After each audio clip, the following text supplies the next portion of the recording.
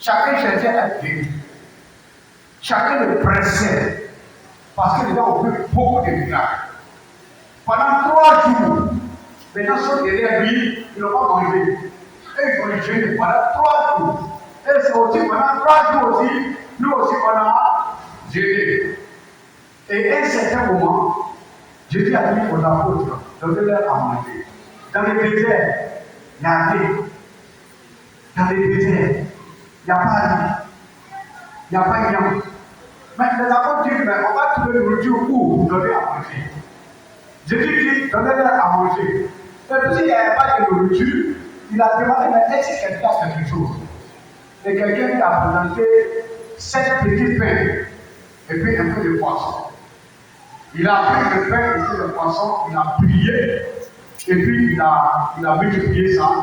Il dit aux apôtres, donnez-leur à manger. Les gens sont assis, ils ont mangé jusqu'à il y avait un reste. Alléluia. Il faut Jésus pour faire ça. J'étais en train de lire ce passage, et puis le Seigneur m'a dit que tu peux multiplier le pain pour donner à 1000, 2000 personnes. Ah! Je dis, papa, viens me comment? Il dit, tu peux? Le pain de vie, Jésus c'est le pain de vie, le pain de vie. Vous connaissez le chant? Vous connaissez le chant? Le pain de vie, là, c'est quoi? Alors, on acclame le Seigneur.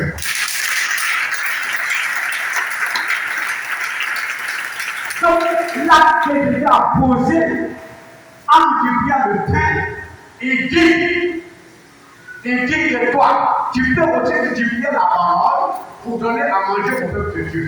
Et elle vient de vous nourrir tout de suite avec la parole de Dieu. On acclame le Seigneur.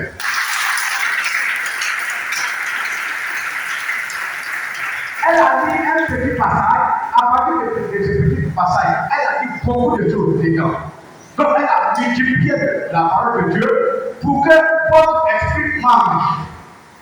Vous avez emprisonné votre corps, ne pas que votre corps mange pendant les 3 jours. Mais pendant que vous venez, le prophète David vous a nourri avec le pain de vie. Et vous avez mangé. Vous avez mangé avant-hier, vous avez mangé hier, et vous mangez encore aujourd'hui.